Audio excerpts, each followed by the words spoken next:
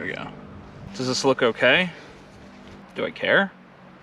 What's up, everybody? I'm a little ways up in New York. I'm up outside of a little town called Grieg. Currently sitting in this lovely little bog marshland area. It's quite cool down here.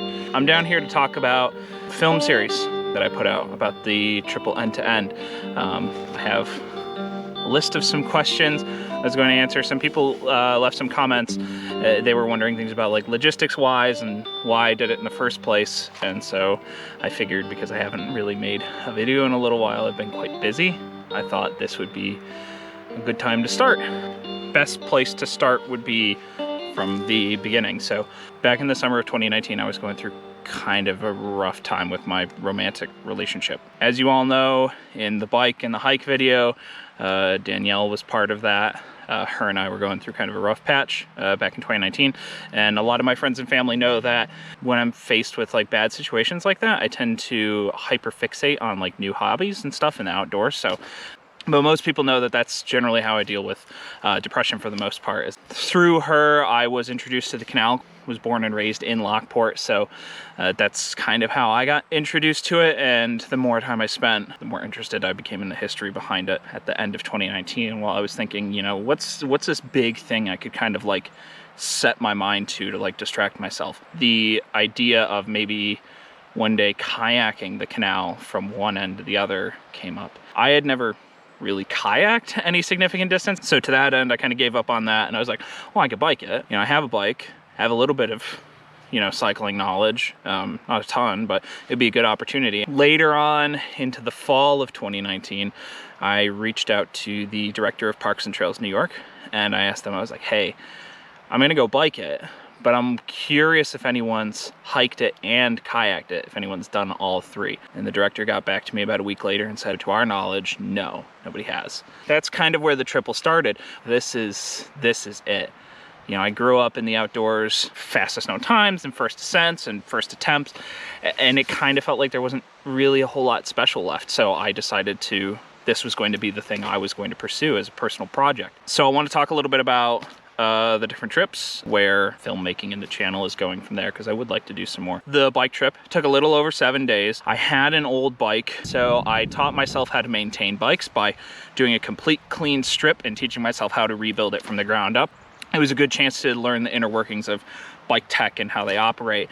Once you know how to maintain a bike, there's really very little you need to take with you on a long-term bike trip in order to maintain it. Lubricant, quick link for your chain, maybe an extra brake cable. Most good-sized bike multi-tools have pretty much everything you need to maintain the bike on the fly. Patch kit for your tires and a small hand pump so you can pump your tires back up if they go flat, and some tire levers, and that's about it. It's actually quite easy, but I would definitely strongly recommend, if you have a bike, tear it apart and put it back together again to make it nice and new and fresh for the trip, and that will then teach you a lot about bike maintenance. Or if you're not used to that, there's a lot of clinics and classes that local bike shops or outdoor shops will usually put on for that. As far as camping goes, it's really just how you put it on the bike. You know, you get side panniers. Apidura or Ortlieb make waterproof panniers that sit on the back rack of the bike, and then you just put your stuff in it. It's pretty much the same as any other outdoor camping trip. You're just putting it on a bike in a different way. So logistically speaking, it wasn't that hard. As far as camping on the canals, you're going through a major town almost every 15 to 20 miles along the canal. So it does help a lot in that sense of like,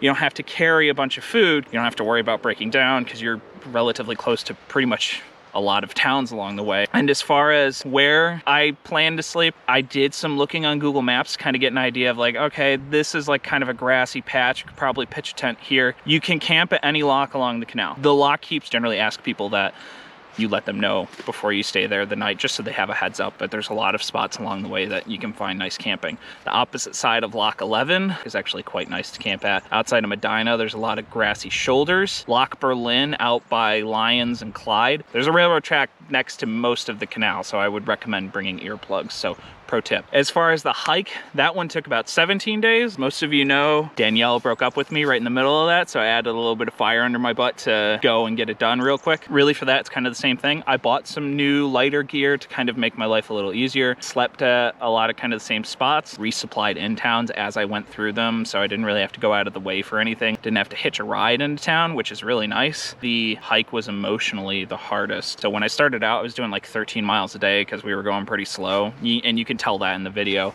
But towards the end, I was cranking out somewhere around 25 to 30-ish miles a day. The one thing I will recommend to people, keep an eye on the weather. The problem with the Erie Canal, especially if you're going to through hike it, is that there's no lean-tos or anything like that. There's no place to immediately take shelter. You kind of have to pitch your tent, or you have to be in a town that has like a hotel or something you can just walk up to and get a room. So logistically, it's just training yourself. Do some short backpack trips, go out on weekends with friends. You don't necessarily have to spend a bunch of money, but you definitely want to work up to it. It is 362 miles, so, but it's pretty flat. There's a lot of towns. I would definitely recommend it as a first through hike. It has a lot to teach you and a lot to offer. Lastly is the kayak trip. That took about 18 days. There's a couple things that make it a little more difficult. Number one, you definitely want to have a sea kayak or a touring kayak. A sea kayak or a touring kayak is much more narrow and it's a lot longer. It's not as maneuverable as a recreational kayak because those are shorter and wider. They're definitely not as stable because they're more narrow, so it's easier to flip. They carry a lot more gear, they carry speed a lot faster, and they hold a line a lot better. They offer more compartments for storage. Most of them come with rudders, so they're a lot easier to maneuver. When I originally thought about doing the through kayak, I thought I could pull it off on a recreational kayak. There's no way you can do that in a kayak that you can barely store an extra 20 pounds worth of gear in, and definitely put some miles in before you set out, because the last thing you want to do is get frustrated with your boat, because that's all you can do. You're just sitting in your boat. You can't get out all that often. You can't go anywhere else. You're just sitting there, so you want to get as accustomed to your boat as possible. As far as camping was very wing it style. You're really limited to just what's there. One of the questions I was asked is, how did you move your kayak around towns? We didn't. If it wasn't right there on the canal, I didn't get it. I wasn't going to go walking off and leave my kayak unattended with all of my kit, because it's kind of difficult to do that.